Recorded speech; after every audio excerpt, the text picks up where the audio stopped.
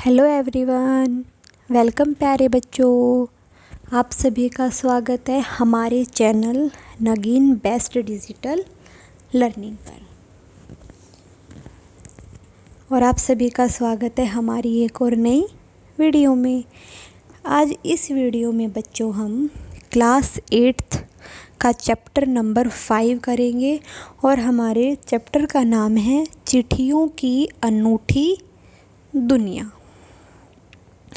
इसमें हमें चिट्ठियों के महत्व के बारे में बताया गया है कि हमारे पहले के समय में, पुराने समय में कि चिट्ठियों का कितना महत्व था, तो उन सभी के बारे में हमें इस पाठ में बताया गया है। तो चलिए बच्चों, पाठ को पढ़ते हैं और शुरू करते हैं, जानते हैं कि हमें इस पाठ में क्या बताया गया है। सबसे पहले हम जानेंगे कि इस पाठ के लेखक कौन है।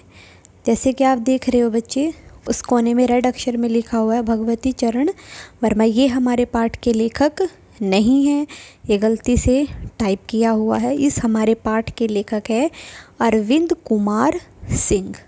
कौन है हमारे पाठ के लेखक? अरविंद कुमार सिंह।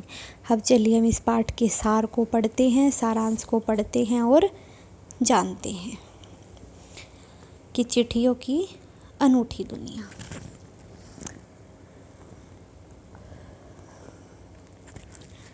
चिट्ठियों की अनूठी दुनिया के लेखक अरविंद कुमार सिंह हैं। कौन है? अरविंद कुमार सिंह हैं।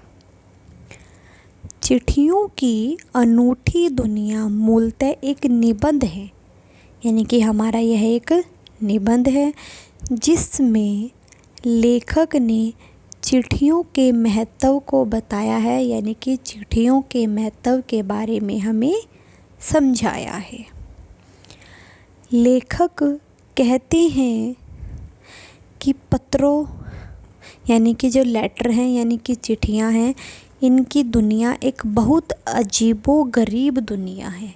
यानी कि जब पुराने समय में फ़ोन नहीं होते थे, लैपटॉप्स नहीं होते थे, तो हमें अगर किसी एक दूसरे को कोई भी संदेश पहुंचाना होता है तो बच्चों हम वो चिट्ठियों के द्वारा ही पहुंचाते थे। तो इसमें लेखक ने कहा है कि जो हमारी पत्रों की दुनिया थी, चिट्ठियों की एक अजीबो गरीब दुनिया है।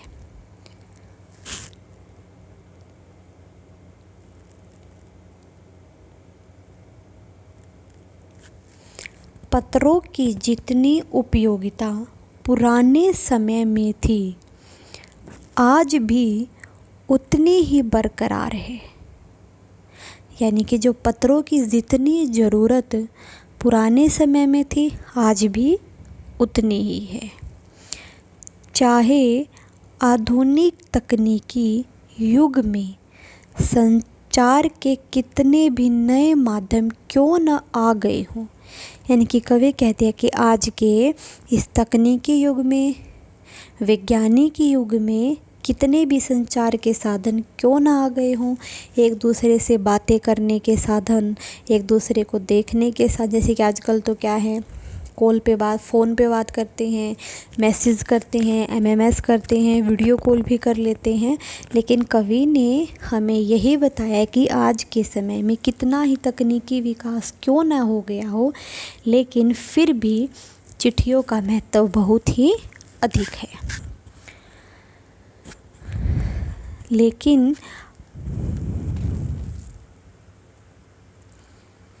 लेकिन पत्र पढ़ने में, यानी कि चिट्ठी पढ़ने में जो संतोष और आनंद मिलता था, यानी कि जो चिट्ठी पढ़ने में मज़ा आता था, वो आनंद अब एसएमएस, व्हाट्सएप पढ़ने में कहाँ।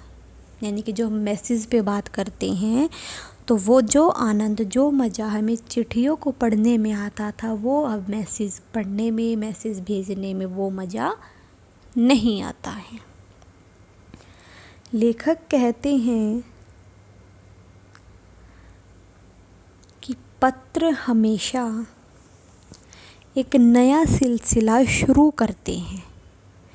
राजनीति, साहित्य, कला या कोई अन्य अक्षेत्र, सभी अक्षेत्रों में विवाद की जड़ भी पत्र ही हैं, या नई घटनाओं का जन्म भी पत्रों के द्वारा ही होता है।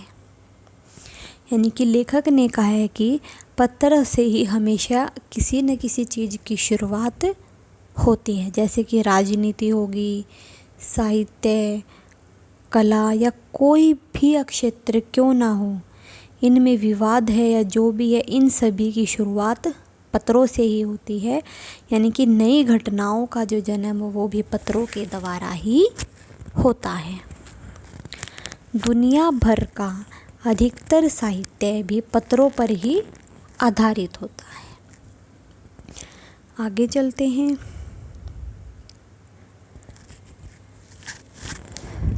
प्राचीन काल में कई शासकों व राजाओं द्वारा एक दूसरे को लिखे गए पत्रों से उस समय की सभ्यता, संस्कृति व राजनीति का पता भी चलता है। यानी कि जब पुराने समय में जो शासक और राजा थे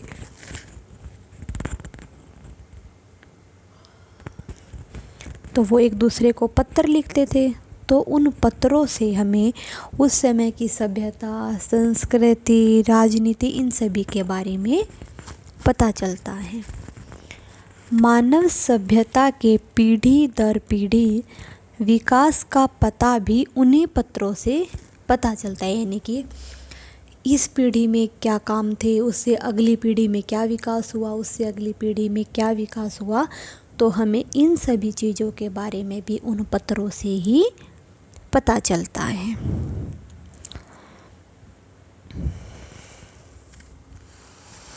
पत्रों को हमारे देश में अलग अलग नामों से जाना जाता है। यानी कि सभी भाषाओं में अलग अलग तरीके से लिखा जाता है। जैसे पत्र को उर्दू में खत बोलते हैं। उर्दू में क्या बोलते हैं?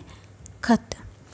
और संस्कृत में पत्र, तेलुगु में उत्तरम, कन्नड़ में कागद और तमिल में कदिड़ कहा जाता है। तो ऐसे ही सभी भाषाओं को अलग अलग तरीक़ों से लिखा जाता है। चाहे पत्रों को किसी भी नाम से जान लो, किसी भी नाम से लिख लो, मगर इन पत्रों का काम और महत्व सभी जगह, सभी भाषाओं में, सभी स्थानों पर एक समान है। कि काम तो उनका लिखना ही होता है, संदेश भेजना, संदेश आना, तो काम तो वही होता है। पत्र हमेशा लोगों की खट्टी मीठी दोनों यादों को सहेज कर रखते हैं। यह वाकई में सच्ची बात है। अब मैसेज तो क्या है, डिलीट कर देते हैं, पत्र को क्या उसको पढ़ के हम संभाल के रख लेंगे, वो हमारी मेमोरी थोड़ी बढ़ाएगा फ़ोन की। मैसेज को तो हम क्या करते हैं, कुछ समय के बाद, कुछ टाइम के बाद उनको डिलीट कर देते हैं। अब पत्र लिखना भी अपने आप में एक कला है और हर पत्र का अपना एक दायरा होता है, एक लिमिट होती है। पत्रों में लोग अपना सुख दुख, अच्छा बुरा सभी एक दूसरे से बांटते हैं। इनके पत्र में लिखकर ये तो बताएंगे कि मुझे ये दुख है, ये सुख है, ये अच्छाई है, ये बुराई है। दुनिया भर में रोज़ करोड़ों पत्र एक दूसरे को भेजे जाते हैं। भारत में ही रोज़ करीबन 4.5 करोड़ चिट्ठियाँ डाकघरों में डाली जाती है। कितनी?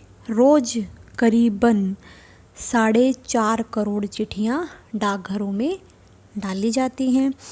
इसी बात से हमें चिट्ठियों का जो महत्व है वो पता चलता है। आगे है बच्चों, पंडित जवाहरलाल नेहरू ने सन 1953 में यानी कि 1953 1953 में कहा था कि सैकड़ों साल तक संचार का साधन केवल तेज घोड़े ही रहे हैं। यानी कि सैकड़ों सालों तक जो हमारे संचार का जो साधन है वो केवल तेज घोड़े ही रहे हैं। यानी कि पुराने समय में संदेश पहुंचाने का काम घोड़ों के लिए यानी कि घोड़े करते थे, या फिर हलकारे यानी कि डाकिए संदेश वाहक एक जगह से दूसरे स्थान तक पहुंचाते थे। आगे है बच्चों, बाद में यह काम यातायात साधनों द्वारा किया जाने लगा। रेलवे और तार के द्वारा संदेश एक जगह पर दूसरी जगह पर आसानी से पहुंचाए जाने लगे। खासकर तार द्वारा जो रेल ट्रेन से भी अधिक तेज गति से संदेश वाहक पहुंचा देती थी। आधुनिक युग में तो संचार के कई और साधन हैं, और भी साधन हो गए हैं, जैसे कि टेलीफोन, वायरलेस रडार, बहुत सारी ऐसी चीज़ें हैं। यदि हर रोज़ संसाधन के क्षेत्र में नए नए उपकरण का आने का सिलसिला जारी, यानी कि रोज़ नई नई चीज़ों का आविष्कार हो रहा है। पिछली सदी में पत्र लेखन को एक कला माना जाता था, और डाक व्यवस्था के सुधार के साथ पत्रों को सही दिशा लेने के लिए विशेष प्रयास भी किए गए थे। स्कूली पाठ्यक्रम में भी पत्र लेखन का विषय शामिल किया गया था, यानी कि स्कूलों में भी बच्चों को पत्र लिखने सिखाया जाता था। भारत में ही नहीं बल्कि दुनिया के कई देशों द्वारा यह सामूहिक कार्य शुरू किया गया। विश्व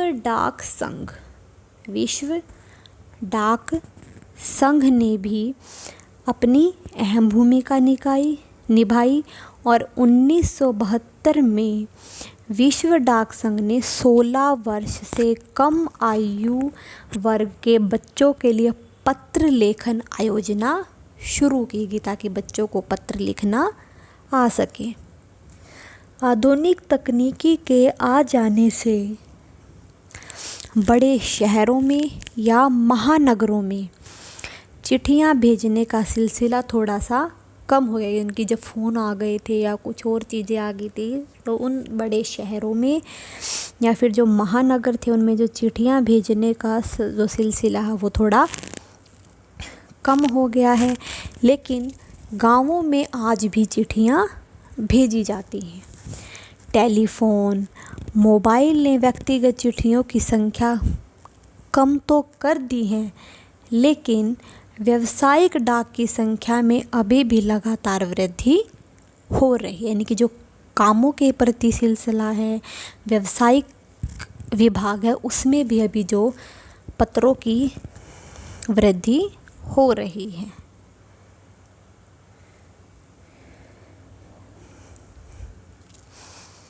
दुनिया के हर व्यक्ति ने कभी ना कभी किसी को तो कोई पत्र ज़रूर लिखा होगा, और दुनिया में ऐसा कोई व्यक्ति नहीं है जिसने कभी किसी भी पत्र का इंतज़ार नहीं किया। यानी कि ऐसा कोई भी व्यक्ति नहीं जिसे कभी कोई पत्र न मिला हो और जिसने कभी भी कोई पत्र ना भेजा हो। खासकर हमारे सैनिक जो रात दिन सीमा पर रहते हैं, वहाँ पर पहरा देते हैं, ड्यूटी करते हैं, उन्हें अपने घर से आने वाली चिट्ठियों का तो बहुत इंतज़ार रहता है। हालांकि वाहनों ने लोगों के बीच की दूरियां थोड़ी कम कर दी हैं। संदेश एक दूसरे तक पहुंचाने के लिए भी कई तरह के साधन विकसित हो चुके हैं। आगे है बच्चों, देश के कई लोगों ने यानी कि बहुत सारे लोगों ने अपने पूर्वजों की यानी कि अपने बड़ों की चिट्ठियों को संभाल कर सहेज कर रखा है। बड़े बड़े लेखकों, पत्रकारों, व्यापारियों, प्रशासकों, सन्यासियों या फिर किसानों के पत्र जो आज अनुसंधान का एक विषय बन गए हैं। पंडित नेहरू द्वारा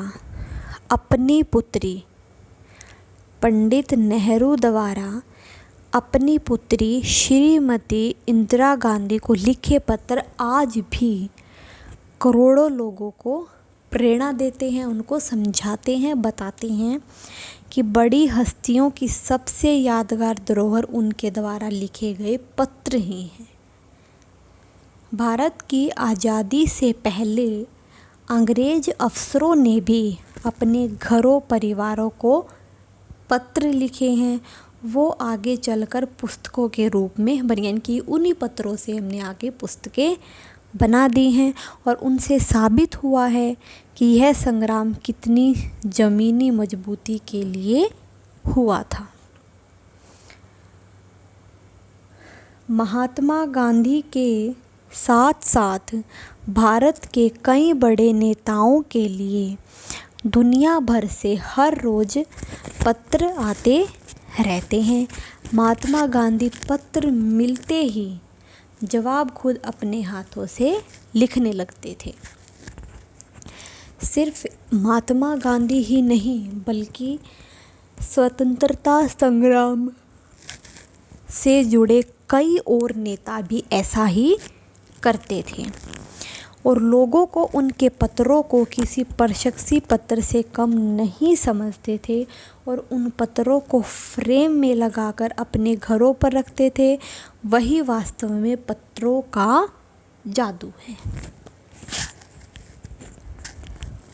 प्रेमचंद्र नए लेखकों के पत्रों का जवाब अवश्य देते थे। इसी तरह नेहरू और गांधी को लिखे हुए रविंद्रनाथ टैगोर के पत्र भी बहुत ही प्रेरक हैं। पत्रों के आधार पर कई सारी पुस्तकें लिखी जा चुकी हैं। पत्र वाकई में किसी दस्तावेज से कम नहीं है। कई बड़े कवियों व लेखकों के लिखे पत्र, यानी कि जो कई कवियों ने और लेखकों ने जो पत्र लिखे हैं वो एक प्रसिद्ध किताब या फिर कविता के रूप में बदल गए हैं, उनका आधार बन गए हैं। वैसे पत्र व्यवहार भारत की पुरानी परंपरा रही है, लेकिन इसका असली विकास आज़ादी के बाद ही हुआ है। सभी विभागों में डाक विभाग को खास महत्व दिया जाता है, क्योंकि यही ऐसा एक विभाग था जो करोड़ों लोगों को जोड़ने का काम करता था, यानी कि एक जगह से दूसरे जगह पर एक दूसरे को संदेश पहुंचाकर उनकी प्यार की मीठी सुख दुख को बटवा कर उनको जोड़ने का काम करता था।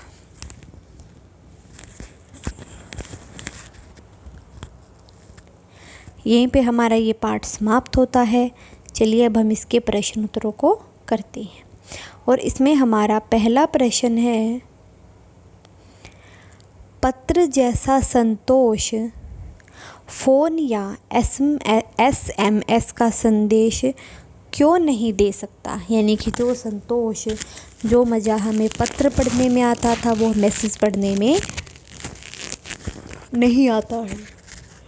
तो पत्र जैसा संतोष फ़ोन या MMS इसलिए नहीं दे सकता क्योंकि पत्र में हमारी आत्मिक भावना, यानी कि जो हम अपने अंदर से लिखते हैं, हमारी अंदर की भावनाएं जुड़ी होती हैं, हमारे दिल की भावनाएं जुड़ी होती हैं। पत्र में मन के भावों को भावों के मोतियों के रूप में पिरोया जाए, यानी कि जो हम पत्र में लिखते हैं वो हम अपने मन के भावों को लिखते हैं, जबकि फ़ोन या SMS के ज़रिए हम अपनी बात को कम से कम शब्दों में करना पसंद करते हैं। तो यह एक व्यापारिक रूप होता है, इसमें दूरी झलकती है और पत्रों में निकटता। ये था हमारा प्रश्न नंबर 1। अब चलते हैं प्रश्न नंबर 2 पर।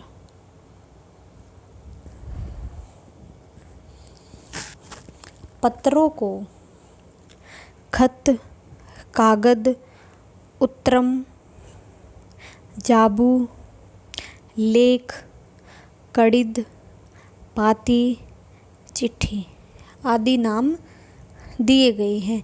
तो इन शब्दों से संबंधित भाषाओं के नाम बताइए। यानी कि जो खत है ये कौन सी भाषा में कहा जाता है, कागज़ है वो कौन सी भाषा में बोला जाता है, उत्तरम है वो कौन सी भाषा में बोला जाता है। ऐसे ही इन शब्दों की भाषाओं के नाम हमें बताने हैं। तो चलिए बच्चों जानते हैं।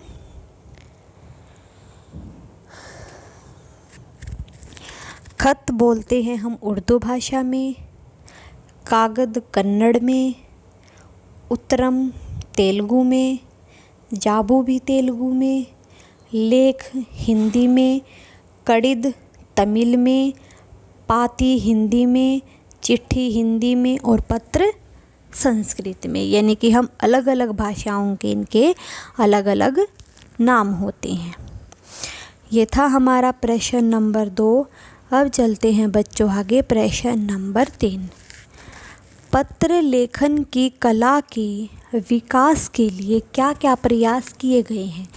यानी कि जो हमारे पत्रों के लिखने की कला है इसको बढ़ावा देने के लिए, इसके विकास के लिए हमने क्या क्या प्रयास किए हैं, क्या क्या कोशिशें की हैं, तो हमें वो सभी लिखनी है। तो चलिए बच्चों उत्तर पढ़कर जानते हैं।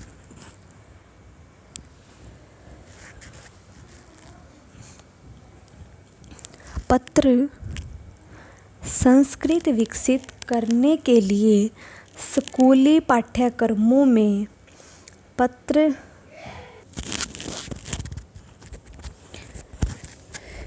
लेखन की कला के विकास के लिए क्या क्या प्रयास किए गए हैं। तो चलिए बच्चों देखते हैं। पत्र संस्कृत विकसित करने के लिए स्कूली पाठ्यक्रमों में यानी कि स्कूलों में पत्र लेखन का जो विषय है वो भी शामिल किया गया है।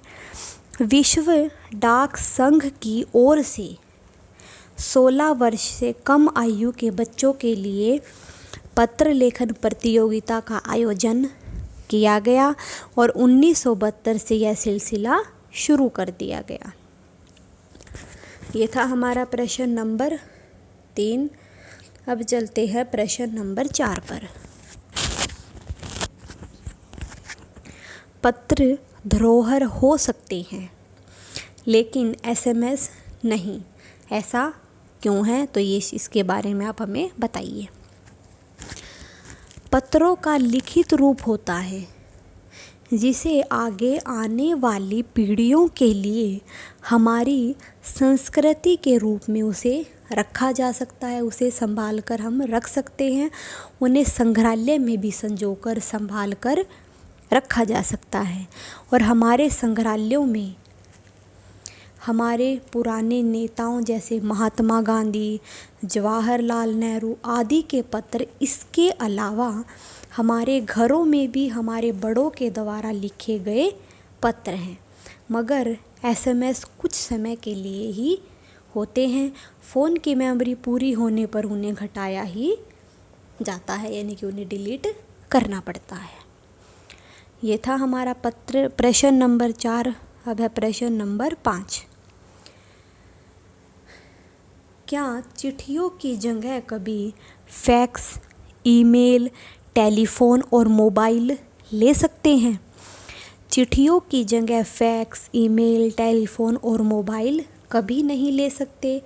जहाँ पत्रों में आत्मिकता झलकती है, अपनेपन का भाव झलकता है, वो इन सभी चीज़ों में कहाँ? ये थे हमारे पाठ से संबंधित प्रश्न। आगे है बच्चों पाठ से आगे के प्रश्न और उसमें हमारा पहला प्रश्न है, किसी के लिए बिना टिकट सादे लिफाफे पर सही पता लिखकर पत्र बेरंग भेजने पर कौन सी कठिनाई आ सकती है? तो पत्र को बिना टिकट भेजने से पाने वाले पर जुर्माना लगाया जा सकता है और उसे पत्र दिया जाता है या अन्यथा नहीं। आगे है प्रश्न नंबर 2। पिन कोड भी संख्याओं में लिखा गया एक पता है, कैसे? पिन कोड को पोस्टल इंडेक्स न कहा जाता है यह 6 अंकों का होता है। हर अंक पत्ते की स्थिति को दर्शाता है, यानी कि पत्ते की डायरेक्शन को हमें बताता है। इसमें दिए गए नंबरों से ही राज्य, जिला, उपजिला सभी का पता चलता है।